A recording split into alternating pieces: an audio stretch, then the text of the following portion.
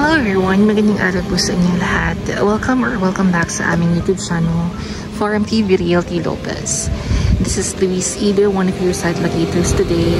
At ngayong araw po ay nandito pa rin tayo sa bayan ng San Narciso, Quezon.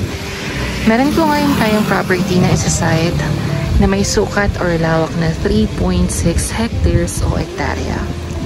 So, ang frontage po ng property ay mga nasa 50 meters. Mula po dito sa poste na ito hanggang dito sa kabilang poste. So as you can see guys, tabing kalsada po talaga siya. And itong property po ay, although 3.6 yung lawak niya, dalawa po ang title niya. So yung isang title ay 1 hectare, tapos yung isang title ay 2.6 hectare. Sabi po ay maraming mga fruit-bearing trees sa loob. Actually, dito pala sa harap, nakikita niyo na may puno ng mangga, may puno ng kaimito, may mga puno ng niyog, meron pang mga mangga doon. So, try po natin libutin ang property. Again, pasensya na po kung medyo maingay ang ating intro since understandable naman po na kalsada po ito.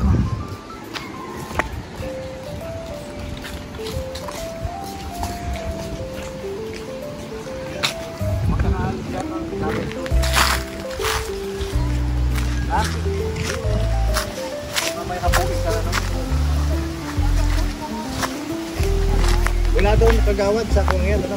Gusti, yan. Bye-bye na bahay na. Hindi kasama yung bahay. Kaya nga.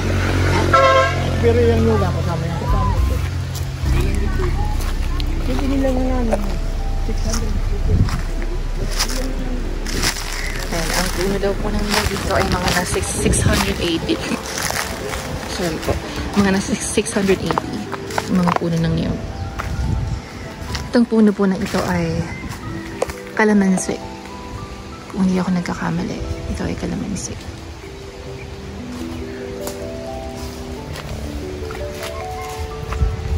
Ano pa pong prutas po meron dito?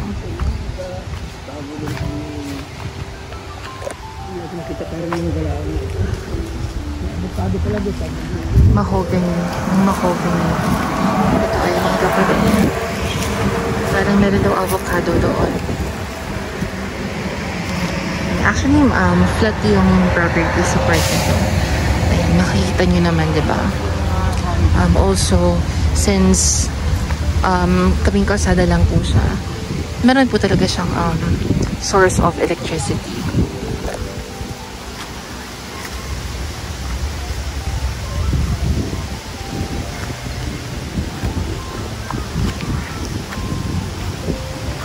May mga puno yung saging. Ito makikita nyo naman ay maraming puno ng niyog.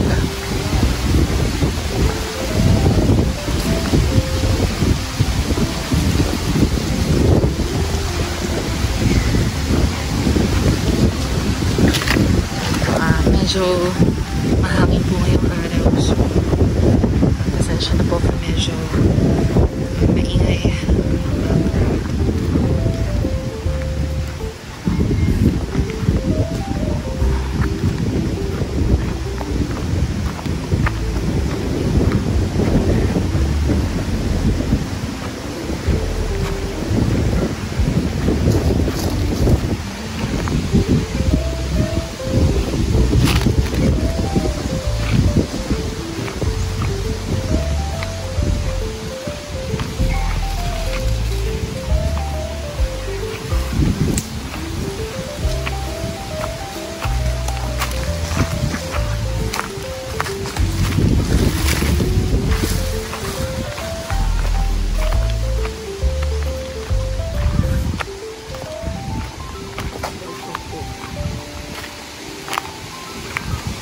Ito po yung pinaka-boundary niya, no? Boundary.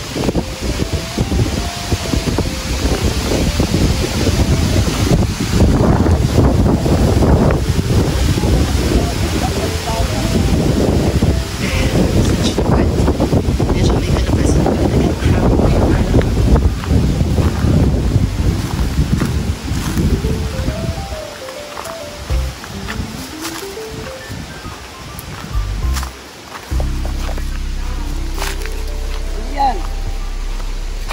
Ito pag hindi yan.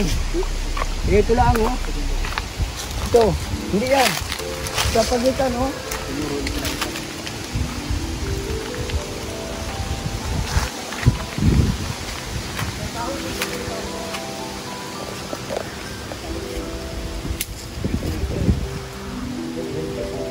Pero na itong malawag ng pantay. Flatland siya po mismo.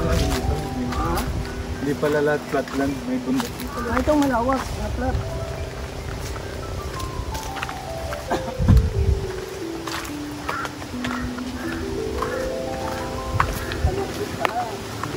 May kalumpit. Kalumpit. Ano yung kalumpit? Ito ba yun? Ayan daw puno ng kalumpit. Hindi ko alam kung ano yun.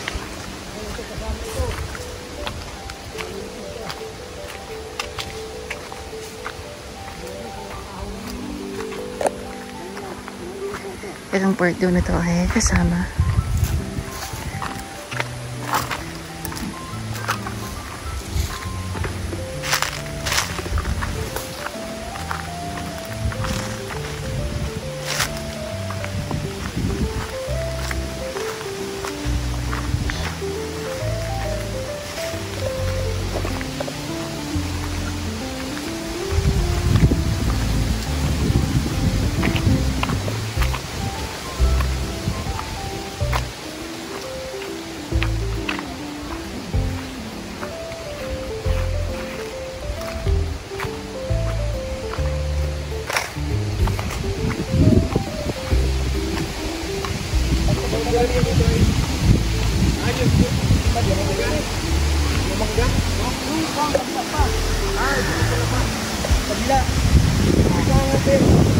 Isang part po ng property. Hindi po may mga saging.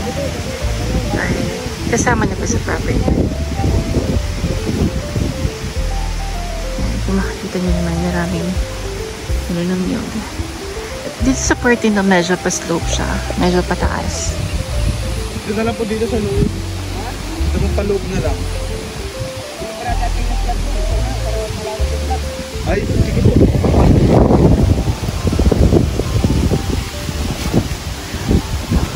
Medyo pa-slope siya, pero hindi naman sobrang slope.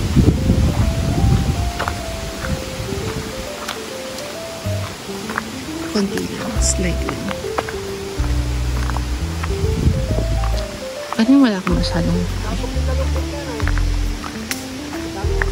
nakikita ng mga fruit bearing.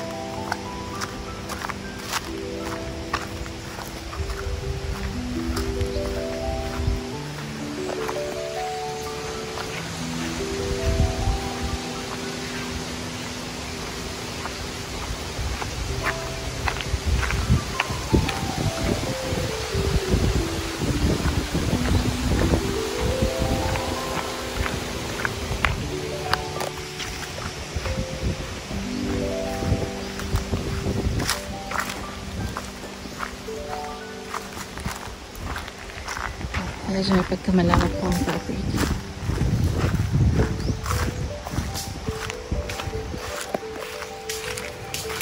Malayo pa po ba yung sinasabi niyong flat? Yan na ito. Wala yung flat na ito. Hanggang pa pag ano.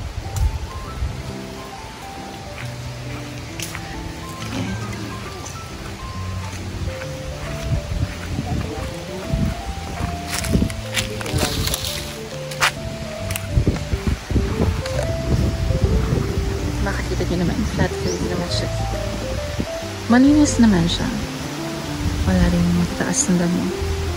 Medyo support lang na yun, siguro. Medyo mataas lang yung damo ng konti. Pero, maganda siya actually.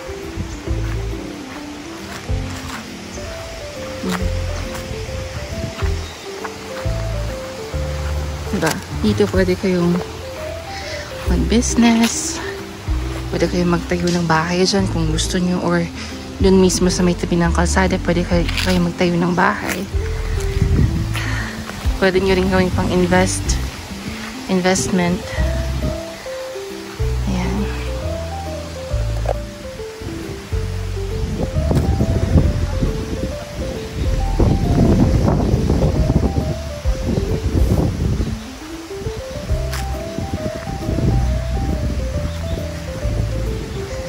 Dun sa part na yan ay medyo may pagka-overlooking, since nasabi ko nga kanina medyo pa-slope siya ng kaunti.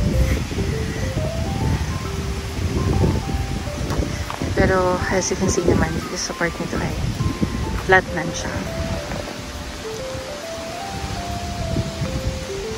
And so mula po sa town proper, may mga 3 kilometers po ang layo. Mga ganun po. And meron din pong malapit na school. Siguro mga 500 meters lang po ang layo sa school. Ayan po. Alright. If you have any questions po, mga inquiries, katanungan, wag po kayong mahihiyang mag-message, tumawag, mag-inquire sa mga numero na nasa itaas. Again, this is Luis Ibin, one of your site navigators today. Thank you so much, and see you on our next vlog. Bye!